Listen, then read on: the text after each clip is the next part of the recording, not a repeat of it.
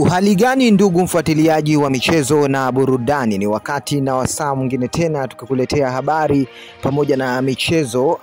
Kwa hakika wewe ambaye tayari umeshajiunga nasi unazipata taarifa zote kwa wakati husika. Naam, leo mezani kwetu tunaye kocha mwenye asili ya Kongo, si mwingine bali ni kocha Ibenge maarufu na kwa ubora lakini heshima kubwa ambayo ameileta kwenye soka, basi imefanya watu wengi wazidi kuheshimu zile hatua kubwa pamoja na rekodi alizoziweka, jambo ambalo limeweza kuacha watu wengi midomo wazi siku ya jana baada ya kocha Ibenge kuulizwa maswali mawili machache katika place aliyoweza kuifanya.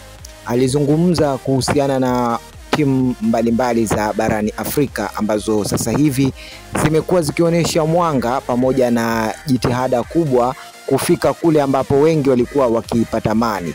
Akatolea mfano timu kama ya Yanga na mchezaji Pacome Pedro Zouzoua ambaye sasa hivi amekuwa ni kinara klabuni Young Africans, lakini pia ameweka historia pamoja na kuonyesha kipaji chake kikubwa. Kocha Ibenge amekiita kipaji cha Pacome ni kama kipaji cha maajabu, kwa sababu ni wachezaji wachache wenye talenti kubwa ambao wanaweza kufanya mambo makubwa kama Pacome anavyoyafanya. Licha ya kuwa duniani kuna wachezaji wengi ambao wana asili ya vipaji, lakini kwa mchezaji Pacome Pedro Zouzoua kutokea klabu ya Yanga, hii imekuwa ni kama bahati kubwa sana kwake yeye, kwanza kuweza kupata timu iliyomtambulisha kama Yanga, lakini pia kupata wadau ambao wamekuwa wakimsupport.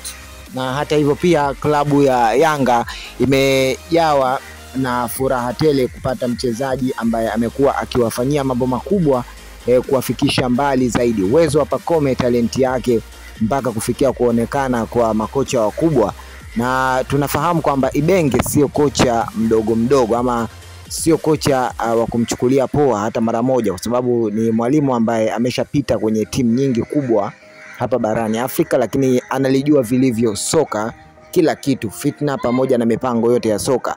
Hivyo basi mchezaji kama Pacome na klabu ya Yanga kuweza kupata wosia mkubwa, lakini pia na kuweza kusifiwa na mtu kama kocha Ibenge, hii ni kitu ambacho kina msingi sana.